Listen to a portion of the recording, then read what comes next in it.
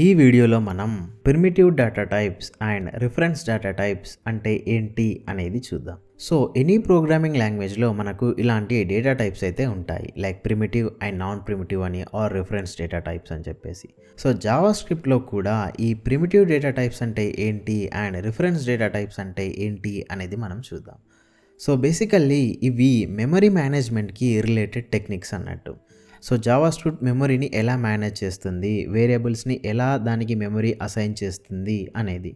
So ఎప్పుడు కానీ మనకి ఎనీ ఇంటర్వ్యూ కానివ్వండి ఆర్ ఎనీ ఎగ్జామ్ కానివ్వండి, సో వీటిపైన కూడా క్వశ్చన్స్ అడిగే ఛాన్స్ ఉంటుంది. సో ఇవి ఏంటి అనేది మనం చూద్దాం. సో ఫస్ట్ నేను లెట్ నేమ్ =12 అని ఒక వేరియబుల్ని క్రియేట్ చేశాను. సో ఇప్పుడు ఏమవుతుంది, మనం ఇప్పటి వరకు డిస్కస్ చేసిన దాని ప్రకారం నెంబర్ అనే ఒక వేరియబుల్లో దీనికి కొంచెం మెమరీ అలొకేట్ చేసి అందులో ఈ 12 అనే వాల్యూని స్టోర్ చేస్తారు. సో అక్కడి వరకు ఫైన్. నేను ఇప్పుడు ఏం చేస్తానంటే లెట్ nem2 nem అని చెప్పేసి ఇస్తాను. సో ఇప్పుడు ఏమైంది, nem2లో ఉన్న మెమరీలో ఈ nem అనే వాల్యూని స్టోర్ చేయాలి. సో యాక్చువల్గా నెమ్లో ఏముంది, 12 ఉంది, అంటే ఇండైరెక్ట్గా మనం nem2లో కూడా 12ని స్టోర్ చేస్తున్నాం. సో ఇప్పుడు జావా స్క్రిప్ట్ ఎలా బిహేవ్ చేస్తుంది అనేది ఇంపార్టెంట్. సో యాక్చువల్గా అండర్ ద హుడ్ మెమరీలో ఏమవుతుంది అంటే వీటిని అది ఆ డేటా టైప్ని బేస్ చేసుకొని ఉంటుంది. అది ప్రిమిటివ్ డేటా టైపా నాన్ ప్రిమిటివ్ డేటా టైపా అని చెప్పేసి. సో ప్రిమిటివ్ డేటా టైప్స్ అంటే నార్మల్గా మన basic data types like number, boolean, undefined, so ఇలాంటివి అన్నట్టు. అండ్ ప్రిమిటివ్ అంటే నాన్ ప్రిమిటివ్ అంటే కొంచెం కాంప్లెక్స్ డేటా టైప్స్, ఎలాంటివి లైక్ ఆబ్జెక్ట్స్, అరేస్. సో ఇది ప్రిమిటివ్ డేటా టైప్ కాబట్టి మెమరీ అనేది ఎలా అవుతుంది అనేది మనం ఇప్పుడు చూద్దాం. సో ఫస్ట్ వన్ మనం చెప్పినట్టు మన primitive data type. And next వచ్చేసరికి మనకు మెమరీ ఉంటుంది. సో మన సిస్టంలో మెమరీ ఇలా బ్లాక్స్ లాగా ఉంటుంది. సో నేను ABCDతోనైతే రిప్రజెంట్ చేశాను. సో యాజ్ సూన్ యాజ్ మనం ఒక నెంబర్ని డిక్లేర్ చేయగానే ఆ 12 అనే వాల్యూ ఏదైతే ఉందో అది ఒక సర్టెన్ మెమరీలో స్టోర్ అవుతుంది. సో ఇక్కడ మనం A అనే మెమరీలో స్టోర్ అయింది అని చెప్పేసి అనుకుందాం. Fine. At the same time నేను ఏదైనా బూలియన్ని కనుక లైక్ లెట్ ఈజ్ ట్రూ అని చెప్పేసి ఏదైనా బూలియన్ని కనుక డిక్లేర్ చేస్తే అది ఒక సర్టెన్ మెమరీలో స్టోర్ అవుతుంది. సేమ్ విత్ స్ట్రింగ్, నేను ఏదైనా స్ట్రింగ్ని కనుక స్టోర్ చేస్తే అది ఒక సర్టెన్ మెమరీలో స్టోర్ అవుతుంది. ఇక్కడి వరకు మన ప్రాసెస్ అంతా ఓకే, ఫైన్. ఎందుకు ఓకే, ఇప్పటి వరకు మనం చూసిన యానిమేషన్ అంతా ఈ లైన్ నెంబర్ 1కి రిప్రజెంట్ చేసేది. లైక్ 12 ఇక్కడ స్టోర్ అవుతుంది, బూలియన్ ఇక్కడ స్టోర్ అవుతుంది, హలో ఇక్కడ స్టోర్ అవుతుంది. బట్ ఎప్పుడైతే మనం nem2 nem అని చెప్పేసి ఇస్తున్నామో అప్పుడు ఏమవుతుంది అనేది ఇంపార్టెంట్. సో ఇప్పుడు నేను మళ్ళీ ఇండైరెక్ట్గా 12నే స్టోర్ చేస్తున్నాను కదా మన nem2లో. సో అప్పుడు ఏమవుతుంది, మళ్ళీ అనే 12 ఎగ్జాక్ట్లీ ఇంకొక కొత్త మెమరీ లొకేషన్లో స్టోర్ అవుతుంది. సో ఏమవుతుంది, ఇంకొక కొత్త మెమరీ లొకేషన్లో స్టోర్ అవుతుంది. ఈవెన్ దో మనం ఈ nem అనే వాల్యూని ఆల్రెడీ స్టోర్ చేసినప్పటికీ ఈ nem2 కోసం ఒక సపరేట్ మెమరీని క్రియేట్ చేసి అందులో ఈ నెమ్లో ఏ వాల్యూ అయితే ఉందో ఆ వాల్యూని స్టోర్ చేస్తుంది. సో అదే మన primitive data types. So even though మనకు ఆల్రెడీ A అనే మెమరీ లొకేషన్లో 12 అనే వాల్యూ ఉన్నప్పటికీ మళ్ళీ మనం ఇంకో నెంబర్ని స్టోర్ చేయాలి, సేమ్ వాల్యూని స్టోర్ చేయాలన్నా మళ్ళీ Bని యూజ్ చేస్తుంది తప్ప Aలో స్టోర్ చేయదు. సో ఇది primitive data types. Even Boolean కూడా మనం ఇంకో ట్రూ అనే వాల్యూని డిక్లేర్ చేస్తే అది ఎగ్జాక్ట్లీ వెళ్ళి ఇంకో మెమరీ లొకేషన్లో స్టోర్ అవుతుందే తప్ప మనం ఎర్లియర్గా డిక్లేర్ చేసిన ఈ బూలియన్తో ఎలాంటి సంబంధం లేదు. అలానే సేమ్ హలో అనే స్ట్రింగ్ని మనం కనుక మళ్ళీ డిక్లేర్ చేస్తే ఆ స్ట్రింగ్ వచ్చేసరికి ఇంకో మెమరీ లొకేషన్లో స్టోర్ అవుతుందే తప్ప ఈ స్ట్రింగ్ పైన ఎలాంటి డిపెండెన్సీ అనేది ఉంచుకోదు. సో ఎలా అంటే ఇప్పుడు ఈ nem2 అనేది all together completely another variable, another value. So nem మీద మనం ఎన్ని ఆపరేషన్స్ చేసినా ఈ nem2 అనేది ఎఫెక్ట్ అవ్వదు. సో ఫైన్ కదా.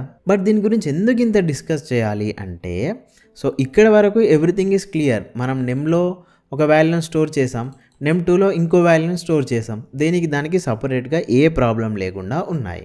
That's fine. ఎప్పుడైతే మనం ఒక కాంప్లెక్స్ డేటా టైప్ లైక్ ఒక చిన్న ఆబ్జెక్ట్ని తీసుకున్నాం అనుకోండి. సో ఇక్కడ నాకు యూజర్ అనే ఒక ఆబ్జెక్ట్ ఉంది. సో ఇప్పుడు చూద్దాం, నేనేం చేస్తానంటే const user2 is equal to user అని చెప్పేసి ఇచ్చాను. ఇప్పుడు నేను 2 ఆపరేషన్స్ చేస్తాను. console.log నేను యూజర్ని ప్రింట్ చేస్తాను. నెక్స్ట్ console.log user2ని ప్రింట్ చేస్తాను. ఏమవుతుందో చూద్దాం మనం ఫస్ట్. సో ఏమవుతుంది, యూజర్లో నేమ్ జాన్ రెండు సేమ్ అవుట్పుట్స్ అయితే వచ్చాయి. సో ఈ అసైన్మెంట్ తర్వాత నేను ఏం చేస్తానంటే user2 డాట్ నేమ్, ఈ జాన్ నుంచి ఏం చేస్తానంటే లెట్స్ సే హనీ అని చేంజ్ చేద్దాం. సో ఇప్పుడు ఏమవుతుందో ఒకసారి మనం చూద్దాం. ఇప్పుడు చూడండి, ఇక్కడ నేమ్ హనీయే అయింది. ఐ మీన్ యూజర్లో నేమ్ హనీ అయ్యింది అండ్ user2లో కూడా నేమ్ హనీ అయ్యింది. ఎందుకు? నేను user2ని యూజర్ ఏ వాల్యూ ఉందో దాన్ని స్టోర్ చేశాను అండ్ నా ఆపరేషన్స్ మొత్తం user2లో పర్ఫామ్ చేశాను. Like user2 dot name honey అని ఇచ్చేసాను. బట్ నేను యూజర్ని ప్రింట్ చేసినా నాకు హనీ అనే వస్తుంది, user2ని ప్రింట్ చేసినా నాకు హనీ అనే వస్తుంది. user2ని ప్రింట్ చేసినప్పుడు హనీ రావడం కంప్లీట్లీ వ్యాలిడ్, ఎందుకంటే నేను user2లో వాల్యూని అప్డేట్ చేశాను. బట్ యూజర్లో ఉన్న వాల్యూ ఎందుకు అప్డేట్ అయ్యింది, ఇది మన క్వశ్చన్. అదే కనుక నేను ఇక్కడ ఇదే ఆపరేషన్ని నేను for example console.log name print చేస్తాను అండ్ console.log name2ని ప్రింట్ చేస్తాను. ఏమొస్తుందో చూద్దాం మనం. Clear output run. సో నాకు 12 కంప్లీట్లీ ఫైన్. సో ఇప్పుడు నేను ఏం చేస్తానంటే ఈ name2ని తీసుకొని name2 is equal to name2 times 2 చేస్తాను. సో ఇప్పుడు నాకు name2లో ఏమొస్తుందో చూద్దాం రెండిట్లలో. సో నాకు name1 అనేది చేంజ్ అవ్వలేదు, బట్ name2 అనేది 24 వచ్చింది. బట్ అదే ఆపరేషన్ నేను ఇక్కడ చేస్తే నాకు రెండింటిని అప్డేట్ చేయడం జరిగింది. ఎందుకు ఈ డేటా టైప్స్కేమో మనం ఒకదాన్ని అప్డేట్ చేస్తే ఆటోమేటిక్గా ఇంకోటి అప్డేట్ అవ్వలేదు, బట్ దీనికి ఒకదాన్ని అప్డేట్ చేస్తే ఆటోమేటిక్గా ఇంకోటి అప్డేట్ అయ్యింది. ఇక్కడే మనకి రిఫరెన్స్ డేటా టైప్స్ అనే ఇంకో కాన్సెప్ట్ అయితే వస్తుంది. సో ఇప్పటి వరకు మనం డిస్కస్ చేసిన ఈ ప్రిమిటివ్ డేటా టైప్స్ ఏవైతే ఉన్నాయో ఇవి క్లియర్ కదా. మనం ఇలాంటి ఆపరేషన్ చేసినా ఈ name2 అనేది నేమ్తోని సంబంధం లేకుండా ఆల్ టుగెదర్ డిఫరెంట్ మెమరీ లొకేషన్లో స్టోర్ అవుతుంది. బట్ ఈ ఆబ్జెక్ట్స్కి ఏమవుతుంది అనేది మనం ఇప్పుడు చూడాలి. సో నెంబర్స్కి ఆల్ టుగెదర్ డిఫరెంట్ మెమరీ లొకేషన్స్లలో స్టోర్ అవుతున్నాయి, ఇది ఫైన్. సో ఇప్పుడే మనకి ఈ రిఫరెన్స్ డేటా టైప్స్ అనేవి వస్తాయి. సో అందులో సేమ్ మనకి మెమరీ అనేది కామన్. సో ఇక్కడ నేను ఒక ఆబ్జెక్ట్ ఉంది మనకి, సేమ్ మన ఆబ్జెక్ట్. సో ఎప్పుడైతే మనం కాన్స్ట్ యూజర్ అని మెన్షన్ చేసి ఈ ఆబ్జెక్ట్ని యూస్ చేస్తామో, లైక్ ఇలా కాన్స్ట్ యూజర్ అని చెప్పేసి ఇలా యూస్ చేసినప్పుడు మన ఈ ఎంటైర్ ఆబ్జెక్ట్ అనేది ఒక పర్టికులర్ మెమరీ లొకేషన్లో స్టోర్ అవుతుంది. అండ్ ఈ యూజర్లో ఏం స్టోర్ అవుతుంది అంటే ఇన్స్టెడ్ ఆఫ్ ఈ ఆబ్జెక్ట్, ఈ యూజర్కున్న మెమరీలో ఈ ఆబ్జెక్ట్ స్టోర్ అవ్వకుండా ఈ ఆబ్జెక్ట్ ఎక్కడ స్టోర్ అయ్యింది అనే అడ్రస్ ఇందులో స్టోర్ అవుతుంది. క్లియర్గా మళ్ళీ ఒకసారి, ఈ ఆబ్జెక్ట్ అనేది మెమొరీలో ఒక పొజిషన్లో స్టోర్ అవుతుంది అండ్ ఈ యూజర్ అనేది ఎంటైర్ ఆబ్జెక్ట్ని హోల్డ్ చేసుకోకుండా ఇది ఎక్కడ ఉంది దాని అడ్రస్ని మాత్రమే హోల్డ్ చేసుకుంటుంది. సో ఇదే మెయిన్ డిఫరెన్స్ మనకి రిఫరెన్స్ డేటా టైప్స్కి అండ్ ప్రిమిటివ్ డేటా టైప్స్కి. ప్రిమిటివ్ డేటా టైప్స్లో డైరెక్ట్గా మనం వాల్యూనే హోల్డ్ చేస్తాము. బట్ ఈ రిఫరెన్స్ డేటా టైప్స్లో ఈ యూజర్ అనే ఆబ్జెక్ట్ వేరియబుల్ నేమ్ ఏదైతే ఉందో అది ఈ ఆబ్జెక్ట్ని స్టోర్ చేయడం కాకుండా ఈ ఆబ్జెక్ట్ ఎక్కడ స్టోర్ అయిందో దాని అడ్రస్ని స్టోర్ చేసుకోవడం జరుగుతుంది. అడ్రస్ని స్టోర్ చేస్తుంది instead of direct objects. So నేను ఇక్కడ const user2 is equal user అని చెప్పేసి ఇచ్చినప్పుడు ఏమవుతుందంటే ఇంకొక user2 క్రియేట్ అయ్యి ఈ user2 కూడా ఎగ్జాక్ట్లీ ఇదే అడ్రస్ని పాయింట్ చేస్తాడు. ఇన్ కేస్ నేను ఇంకొక యూజర్ని క్రియేట్ చేస్తే ఆ యూజర్ కూడా ఇదే అడ్రస్ని పాయింట్ చేస్తాడు. సో ఈ ఎవ్రీ ఇండివిజువల్ యూజర్ వేరియబుల్స్ ఏవైతే ఉన్నాయో ఇవన్నీ ఈ ఎంటైర్ ఆబ్జెక్ట్ని హోల్డ్ చేయకుండా ఈ ఆబ్జెక్ట్ ఎక్కడ స్టోర్ అయింది అనే అడ్రస్ని హోల్డ్ చేస్తున్నాయి. సో అందుకే ఈ యూజర్తో మనం ఒక ఆబ్జెక్ట్ని మ్యానిపులేట్ చేస్తే ఆబ్వియస్గా మిగిలిన అన్నింటిలో చేంజ్ అవుతుంది. ఎందుకంటే ఇప్పుడు యూజర్ 3 అనేవాడు బీలో స్టోర్ అయి ఉన్న ఒక ఆబ్జెక్ట్ని చేంజ్ చేస్తుంటే ఇదే ఆబ్జెక్ట్ని యూజర్ రిఫర్ చేస్తున్నాడు అండ్ యూజర్ 2 రిఫర్ చేస్తున్నాడు. అందుకే దీన్ని మనం రిఫరెన్స్ వేరియబుల్ అని చెప్పేసి అంటాం. అంటే డైరెక్ట్గా దాని వాల్యూని స్టోర్ చేసుకోవడం కాకుండా దాని అడ్రస్ లొకేషన్ని, మెమొరీ అడ్రస్ లొకేషన్ అయితే మనం స్టోర్ చేస్తాము. అందుకోసమే ఒక ఆబ్జెక్ట్ని నువ్వు చేంజ్ చేస్తే ఆటోమేటిక్గా ఆ చేంజ్ అనేది మిగిలిన అన్నింటిలో రిఫ్లెక్ట్ అవ్వడం జరుగుతుంది. సో లార్జ్ స్కేల్ అప్లికేషన్స్లలో వర్క్ చేసేటప్పుడు ఎప్పుడు కానీ ఆబ్జెక్ట్స్ని ఇలా అసైన్మెంట్ ఆపరేటర్ అయితే యూస్ చేయొద్దు. ఈ విధంగా అసైన్మెంట్ ఆపరేటర్ ఎందుకు యూస్ చేయొద్దు అంటే వన్స్ నువ్వు ఈ ఒక్క ఆబ్జెక్ట్ని కనుక చేంజ్ చేస్తే ఆటోమేటిక్గా ఈ యూజర్ని ఆబ్జెక్ట్ని రిఫర్ చేసే ఎవ్రీ ఆబ్జెక్ట్లో, ఎవ్రీ వేరియబుల్లో ఆ చేంజ్ అనేది రిఫ్లెక్ట్ అవ్వడం జరుగుతుంది. సో దానికి ఎలా చేయాలి అంటే డీప్ కాపీ అని చెప్పేసి కొన్ని మెథడ్స్ ఉంటాయి. సో వాటితో మనం చేయొచ్చు. బట్ ఆ టాపిక్ ఇక్కడ అది కాదు, రిఫరెన్స్ వేరియబుల్స్కి రిలేటెడ్. సో నేను ఇక్కడ ఏం చేస్తానంటే కాన్స్ట్ నేను యూజర్ 3 తీసుకుంటాను. యూజర్ 3 యూజర్ ఇచ్చేస్తాను. సో నా కన్సోల్ డాట్ లాగ్లో కూడా నేను ఇక్కడ యూజర్ 3 ఇస్తాను. సో ఇప్పుడు రన్ చేస్తే సో చూడండి, జస్ట్ నేను నా యూజర్ అనేది ఈ ఒరిజినల్ వేరియబుల్, నెక్స్ట్ యూజర్ 2 అదే ఉంది, యూజర్ 3 అదే ఉంది. జస్ట్ నేను యూజర్ 2ని మాత్రమే అప్డేట్ చేశాను.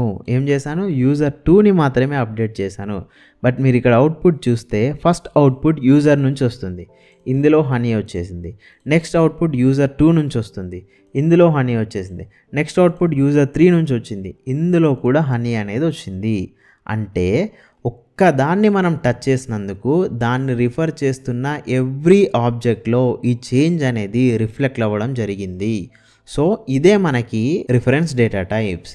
సో వీటినే మనం మ్యూటబుల్ అని చెప్పేసి కూడా అంటాం. మ్యూటబుల్ అంటే చేంజ్ చేయొచ్చు అని చెప్పేసి. సో ఐడియల్లీ మనం ఒకదాన్ని చేంజ్ చేస్తే మిగిలిన ఎంటైర్ ఆబ్జెక్ట్స్ చేంజ్ అవుతున్నాయి కదా, అందుకే మ్యూటబుల్ అని చెప్పేసి అంటారు. So mutable and immutable, what are the differences between mutable and immutable data types, ఇలాంటి క్వశ్చన్స్ అయితే రావచ్చు.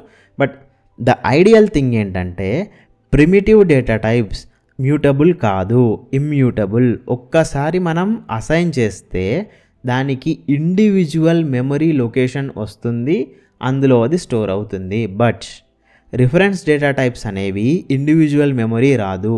ఈ ఎంటైర్ ఆబ్జెక్ట్ అనేది ఒక లొకేషన్లో స్టోర్ అవుతుంది. దీన్ని రిఫర్ చేసే ఎవ్రీ ఆబ్జెక్ట్ ఏదైతే ఉంటుందో అది ఎక్కడ స్టోర్ అయింది అనే అడ్రస్ని మాత్రమే పాయింట్ చేస్తాయి, but not the actual memory. So అందుకోసమే మనం ఒక్కదాన్ని చేంజ్ చేస్తే ఆటోమేటిక్గా మిగిలినవన్నీ అప్డేట్ అవుతున్నాయి. సో ఇది ప్రిమిటివ్ డేటా టైప్స్ అంటే ఏంటి అండ్ రిఫరెన్స్ డేటా టైప్స్ అంటే ఏంటి అని చెప్పేసి. ఎగ్జాక్ట్లీ స్ట్రింగ్ కూడా నెంబర్ లాగానే బిహేవ్ చేస్తుంది జావా స్క్రిప్ట్లో, బట్ జావాలో డిఫరెంట్గా ఉంటుంది. ఇన్ కేస్ ఎవరైనా జావా ఫుల్ స్టాక్ మీద ఉంటే వాళ్ళకి ఐడియా ఉంటుంది, బట్ ప్యూర్లీ జావా స్క్రిప్ట్లో ఉంటే ఇక్కడి వరకు మనకు సరిపోతుంది. So strings also primitive data types in JavaScript. They are immutable. So ఇది friends primitive data types and reference data types అంటే ఏంటి అనేది JavaScriptలో. సో ఈ వీడియో కనుక మీకు నచ్చినట్టయితే లైక్ చేయండి అండ్ నెక్స్ట్ వీడియో కోసం మన ఛానల్ని సబ్స్క్రైబ్ చేసుకోండి. కంటెంట్ నచ్చితే మీ ఫ్రెండ్స్కి ఖచ్చితంగా షేర్ చేయండి. Thank you for watching. Have a nice day.